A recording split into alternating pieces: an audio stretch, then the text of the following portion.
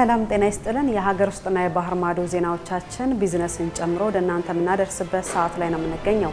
ከቻናል 1 ዜናዎቹን እየመራው አብሬያችሁ ቆይታ ማደርገው ወይንሸት ዘውዴ ነኝ። አብረን እንቆይ። የኢትዮጵያና የአውሮፓ ህብረት ኢንቨስትመንት ፎረም በፓሪስ እየተካሄደ ይገኛል። የኢትዮጵያና ፈረንሳይ እንዲሁም የአውሮፓ ህብረት አባል ሀገራት ተቋማት የሚሳተፉበት የኢትዮጵያ አውሮፓ ህብረት ኢንቨስትመንት ፎረም ከጥቅምት 24 ቀን 2018 ዓ.ም ጀምሮ በፓሪስ እየተካሄደ ይገኛል። ኢትዮጵያ በዩኔስኮ የቦርድ አባል ለመሆን በእጩነት መቅረቧን ብሔራዊ ዩኔስኮ ኮሚሽን አስታወቀም።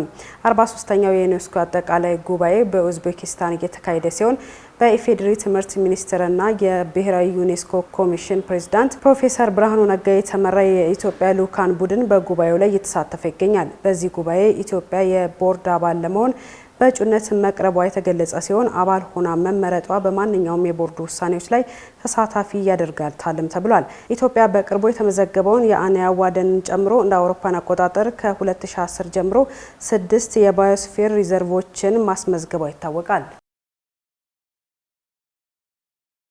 ኢትዮጵያ በዓለም ላይ ደካማ የመጻፍ ንባብ ልምድ ካላቸው ሀገራት ተርታ ተመደበች። አንድ ኢትዮጵያዊ በዓመት በአማካኝ 3 መጽሐፍትን ብቻ ያነባል። ጸጋን የተሰማ ተጨማሪ ይዛበታለች።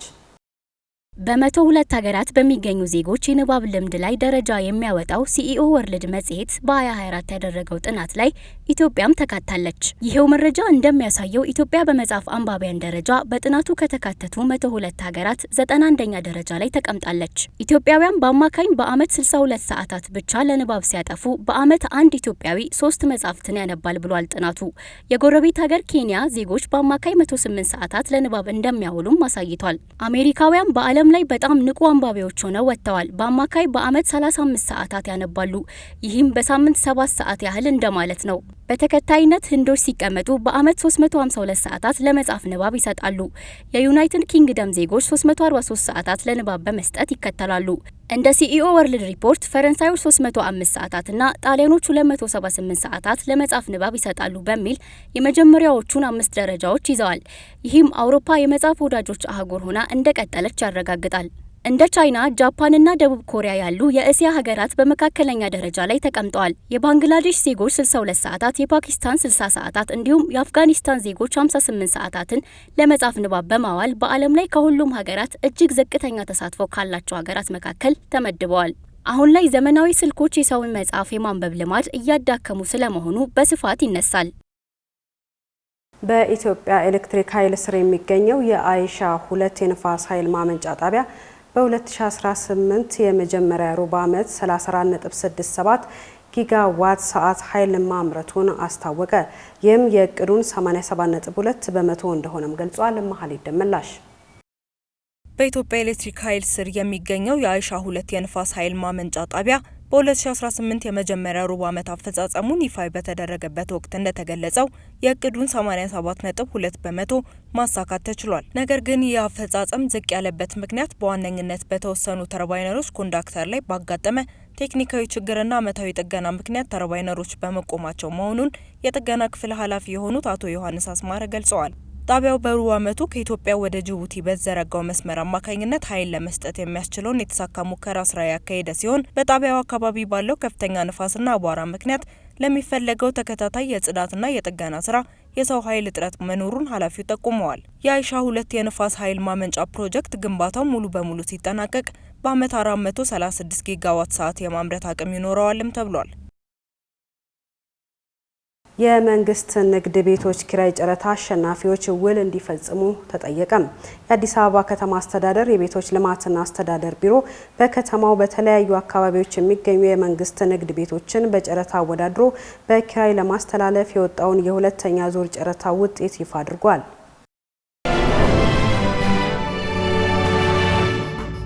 ከውጭ ምንጭ ወዳገኘናቸው መረጃዎቻችን አልፋለን። በካሊፎርኒያ ሳን ፍራንሲስኮ ዩኒቨርሲቲ የተደረገ ጥናት በእድሜ የገፉ ሰዎች ብቸኝነት ሲያጠቃቸው ቶሎ የመሞት እድላቸው ይሰፋል። ጥናቱ ሰው አጠገባቸው ያላቸው አረጋውያን ረዘም ላለ ጊዜ እንደሚኖሩና የተሻለ የአእምሮና የአካል ጤና እንደሚኖራቸው አመላክቷል። እንደ ጥናቱ ከሰዎች ጋር ያለ ስሜታዊ ግንኙነት ውጥረትን እንደሚቀንስ፣ በሽታ የመከላከል አቅምን እንደሚጨምር ብሎም የልብ ህመምና የመርሳት ችግርን ይቀንሳል። በየጊዜው የሚደረጉ የቤተሰብ ጥየቃዎች፣ በጋራ መመገብ ወይም ውይይቶች ህይወታቸውን ሊያራዝሙና ደስተኛነታቸውን ሊያሻሽሉ ይችላሉ። ግንኙነትን ማቆየት በእድሜ የገፉ ወላጆችን ለመደገፍ ውጤታማ ከሆኑ መንገዶች ውስጥ አንዱ ነው ተብሏል።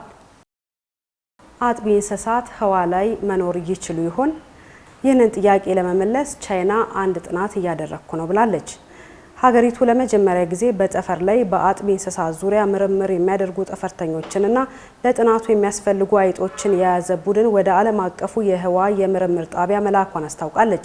ጠፈርተኞቹ የ6 ወራት ተልዕኮ እንደሚኖራቸው የተገለጸ ሲሆን በቆይታቸው የተለያዩ ሳይንሳዊ ምርምሮችን ያከናውናሉ ሲል የሳውዝ ቻይና ሞርኒንግ ፖስት ዘግቧል። የምንመገበው የምግብ አይነት በሰውነታችን የአፍና የብብት ጠረን ላይ ተጽዕኖ እንደሚያሳድር የጤና ባለሙያዎች ይፋ አድርገዋል።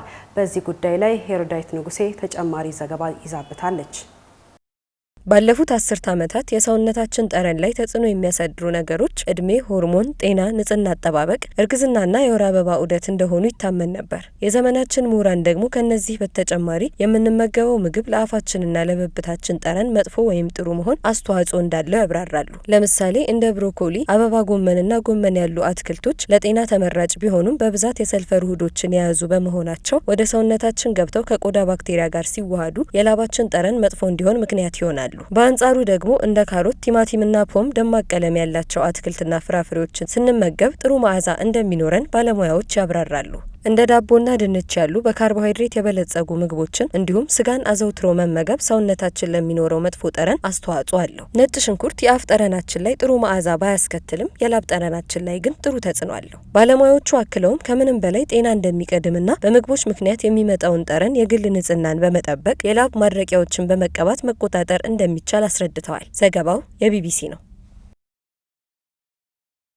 ኳታር እየጨመረ በሚገኘው የሙቀት መጠን የመንገድ መሰረተ ልማቶቿ ላይ የሚደርሰውን ጉዳት ለመቀነስ አዲስ የፈጠራ ስራ ተግባራዊ ማድረግ ጀምራለች። በከፍተኛ ሙቀት የሚቸገሩ ከተሞችም ተግባራዊ ቢያደርጉት አዋጭ ነው ብላለች። ኤፍራታ ጥላውን ተጨማሪ ይዛበታለች።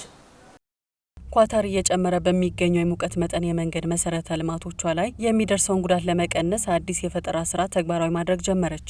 ቴክ ቫይራል እንደዘገበው የመኪና መንገዶች ሰማያዊ ቀለም እንዲኖራቸው መደረጉ ከፀሐይ የሚመጣው ጨረር በመንገዱ ውስጥ ቆይቶ ከፍተኛ ሙቀት እንዳይፈጥርና ተመልሶ እንዲንጸባረቅ በማድረግ የመሬቱን የሙቀት መጠን ለመቀነስ የሚያስችል መሆኑ ተገልጿል። እስካሁን በሙከራውም ሰማያዊ ቀለም የተቀቡ መንገዶች የሙቀት መጠንን በ20 ዲግሪ ሴልሲየስ እንዲቀንስ ማድረግ መቻላቸው ተረጋግጧል። የፈጠራ ስራው የሙቀት መጠንን ከመቀነስ ባለፈ የመንገዱን ውበት ለመጨመር እንዲሁም ቶሎ እንዳይበላሽና ለጥገና የሚወጣውን ወጪ ለመቀነስ ትልቅ አስተዋጽኦ ያበረክታል ተብሏል። ኳታር ለሙከራ ተግባራዊ ያደረገችው የመኪና መንገዶችን ሰማያዊ ቀለም እንዲኖራቸው የማድረግ ስራ ዓለም ላይ በከፍተኛ ሙቀት ለሚቸገሩ ከተሞች ፍቱን መፍትሄ ሊሆን እንደሚችል ተገልጿል።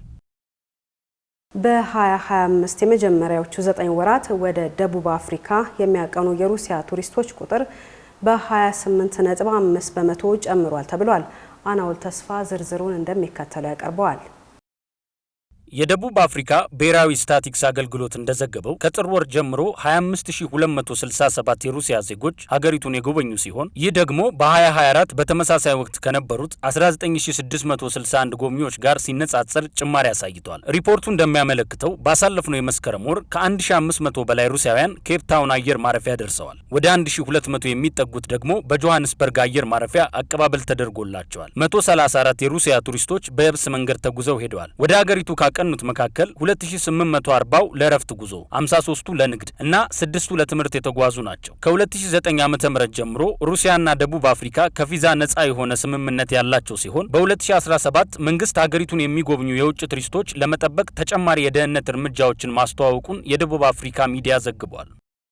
የጃፓን ዝነኛው የድመት ደሴት አኦሺማ ድመቶች ከሰዎች ቁጥር በጣም የሚበልጡባት ሲሆን የህዝብ ቁጥሯ እየቀነሰ በመምጣቱ የመጥፋት አደጋ ተጋርጦበታል። ይህም በጃፓን ገጠራማ አካባቢ ያለውን የስነ ህዝብ ቀውስ ያሳያል ተብሏል። ዝርዝሩ የሊዲያ ዝናቡ ነው። በአንድ ወቅት በበርካታ የድመት ቁጥሯ ምክንያት ዝነኛ የሆነችው በሩቅ የጃፓን ዳርቻ የምትገኘው አኦሺማ ደሴት የህዝብ ቁጥሯ በከፍተኛ ሁኔታ እያሽቆለቆለ ይገኛል። ነዋሪዎቹም ከሁለተኛው የዓለም ጦርነት በኋላ ከ900 አባወራዎች ወደ 4 በማሽቆልቆል አስደንጋጭ ቁጥርን አስመዝግበዋል። እነዚህ አባወራዎች የመጨረሻዎቹ የድመቶቹ ተንከባካቢ ናቸው። የደሴቲቱ ነዋሪዎች እያረጁና ቁጥራቸውን በከፍተኛ ሁኔታ እየቀነሰ በመምጣቱ በ2018 በድመቶቹ ላይ የማምከን ዘመቻ ተተግብሯል። አሁን ላይ ታዲያ ያሉት ድመቶች ያረጁና የታመሙ ሆነው ሳለ አዲስ ድመቶችም እየተወለዱ ባለመሆኑ የደሴቲቱ የወደፊት እጣ ፈንታ ጨልሟል። ይህ አዝማሚያ በመላው ጃፓን የተንሰራፋ ሲሆን በሺዎች የሚቆጠሩ የገጠርና የደሴት ማህበረሰቦች በእርጅና ምክንያት በመጥፋት ላይ ይገኛሉ። ዘገባው የዘጋርዲያን ነው። ሰርጉን በገንዘብ እጥረት መደገስ ያልቻለው ዳጎቤርት ረኑፍ የተባለ ግለሰብ የሙሽራ ሱፍ ላይ ማስታወቂያ በመለጠፍ የሰርጉን ወጪ በመሸፈኑ የበርካቶች መነጋገሪያ ሆኗል። በሱፉ ላይ በክሮች የተቀረጹት አርማዎች በዋነኝነት ከ26 የቴክኖሎጂና የሰው ሰራሽ አስተውሎት ወይም ኤአይ ድርጅቶች የተሰበሰቡ ናቸው። አማሩ ገብሩ ተጨማሪ ይዞበታል።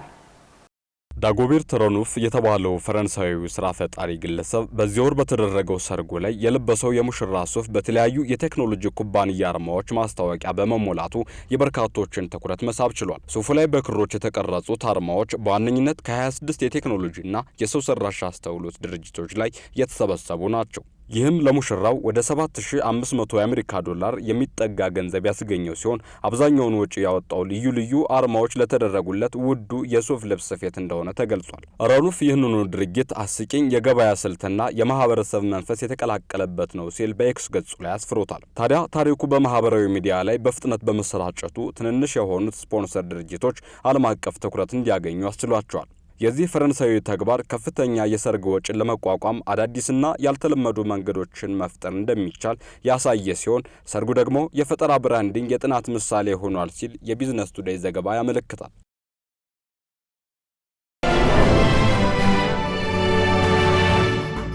ከቻናል ዋን ዜናዎቻችን እንደቀጠሉ ናቸው። አሁን ደግሞ የቢዝነስ መረጃዎቻችንን ወደ እናንተ እናደርሳለን። በዲጂታል ክፍያ ከ17 ትሪሊዮን ብር በላይ የገንዘብ ዝውውር ተፈጽሟል። የሞባይል ባንኪንግ ከ76 በመቶ በላይ ድርሻ ይዟል። ለእነዚህና ለሌሎች የቢዝነስ መረጃዎቻችን መሀሌት ደመላሽ። በበጀት ዓመቱ ዋና የዲጂታል የገንዘብ ግኝቶች መካከልም በሞባይል ዋሌት አማካኝነት 2.08 ትሪሊዮን ብር የገንዘብ ዝውውር ተደርጓል። ይህም ካለፈው ዓመት ተመሳሳይ ወቅት ጋር ሲነጻጸር የእጥፍ ጭማሪ ያለው ተብሏል። በተጨማሪም በኢንተርኔት አማካኝነት 1.7 ትሪሊዮን ብር የተንቀሳቀሰ ሲሆን በኤቲኤም 700 ቢሊዮን ብር በላይ ተዘዋውሯል። ነገር ግን ካለፈው የበጀት ዓመት ጋር ሲነጻጸር ብዙ እድገት አለማሳየቱ ተጠቅሷል። የኢትዮጵያ ብሔራዊ ባንክ መረጃ እንደሚያሳየው የሞባይል ባንክ የገንዘብ ዝውውር ከኤቲኤምና ከፖስ ማሽን አንጻር ከፍተኛ እድገት ያሳየ ነውም ተብሏል። መረጃዎቻችን እንደቀጠሉ ናቸው። በቡና ላኪዎች ላይ ሀገር አቀፍ ፍተሻ ሊካሄድ ነው። በቡና አቅራቢዎችና ላኪዎች እየተካሄደ ያለውን ግምታዊ የቡና ክምችት ለማስቆምና የውጭ ንግድ መጠኑን ለመጨመር ሀገር አቀፍ ፍተሻ እንዲካሄድ በግብርና ሚኒስትሩ አቶ አዲሱ አረጋ ትዕዛዝ ተሰጠ። የኢትዮጵያ ቡናና ሻይ ባለስልጣን ደግሞ የገበያውን ፍሰት ለሚያውኩ አካላት ቅጣቶችን እንዲወስድና ክምችትን እስከ መውረስ የሚያደርስ እርምጃ እንዲታሰብ ሚኒስትሩ አሳስበዋል። በዘርፉ ከፍተኛ የመንግስት ድጋፍ ቢኖርም በገበያው ላይ በተስፋፋ ክምችትና ግምት ምክንያት የታሰበውን ኤክስፖርት ዓመታዊ መጠን ውጥን ስጋት ላይ ጥሎታል። በዚህም መነሻነት መንግስት የፍተሻውን ውሳኔ ለማሳለፍ ተገዷል ተብሏል። መንግስት ገበሬዎችን ለመጠበቅና ኤክስፖርተሮችን በቀጥታ ከገበሬዎች ጋር እንዲሰሩ የሚያስችል ስርዓት በመዘርጋት የቡና ዘርፉን ለማዘመን እቅድ እንዳለውም አመላክተዋል። የቡና ኤክስፖርት ገቢው ካለፈው ዓመት ጋር ሲነጻጸር በ47 በመቶ በማደግ ከእቅድ በላይ ሆኖ ሲመዘገብ ወደ ውጭ የሚላከው የቡና መጠን የታቀደው 75 በመቶ መድረስም ችሏል። አሜሪካ የዓለም ሀገራትን በመምራት የዓለማችን ግዙፍ አስመጪ ሀገር መሆኗን ማስቀጠሏን የሚመለከተውን መረጃ እናደርሳችሁ። አሜሪካ ዓለምን በመምራት በ2024 የዓለማችን ግዙፍ አስመጪ ሀገር መሆኗን አስቀጥላለች። የዓለም ንግድ ድርጅት በ2024 የዓለም ትልልቅ አስመጪ ሀገራት ደረጃን ይፋ አድርጓል።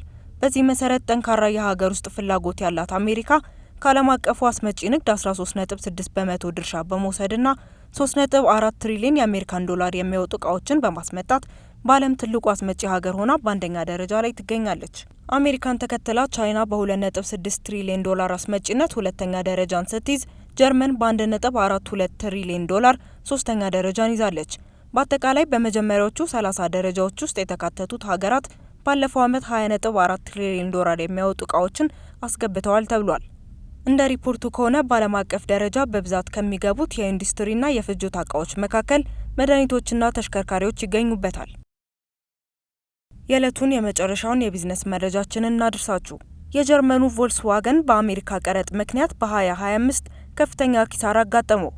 ግዙፉ የመኪና አምራች ቮልስዋገን በ2025 በሶስተኛው ሩብ ዓመት 1.24 ቢሊዮን ዶላር ኪሳራ ሪፖርት ማድረጉን የጀርመን መገናኛ ብዙሃን ዘግበዋል። በዚህም ኩባንያው በ5 ዓመታት ውስጥ ለመጀመሪያ ጊዜ የሩብ ዓመት ኪሳራ ያጋጠመው መሆኑም ተጠቁሟል። ከፖርሼ የምርት ስትራቴጂ ማስተካከያ በተጨማሪ ለተመዘገበው ዝቅተኛ አፈጻጸም ከፊሉ ከፍ ያሉ የአሜሪካ ቀረጦች መሆናቸውን የቮልስዋገን የፋይናንስና ኦፕሬሽን ኃላፊ አርኖ አንተሊዝ ገልጸዋል። በአጠቃላይ አሜሪካ በአውሮፓ ህብረት ላይ የጣለቻቸው አዳዲስ ቀረጦች ቮልስዋገንን በአመት 5.7 ቢሊዮን ዶላር ያህል እንደሚያሳጡት ዘገባው አመላክቷል። ከቻናል ዋን ለዕለቱ የያዝናቸው ዜናዎቻችን እነዚህን ይመስሉ ነበረ። ስለ አብሮነታችሁ እናመሰግናለን። የቻናል ዋን ፕሮግራሞቻችን ይቀጥላሉ። አብራችሁ እንድትሆኑ በድጋሚ እንጋብዛለን። ዜናውን እየመራው አብሬያችሁ ቆይታ ያደረኩት ወይንሸት ዘውዴ ነኝ። መልካም ጊዜ ይሁንላችሁ።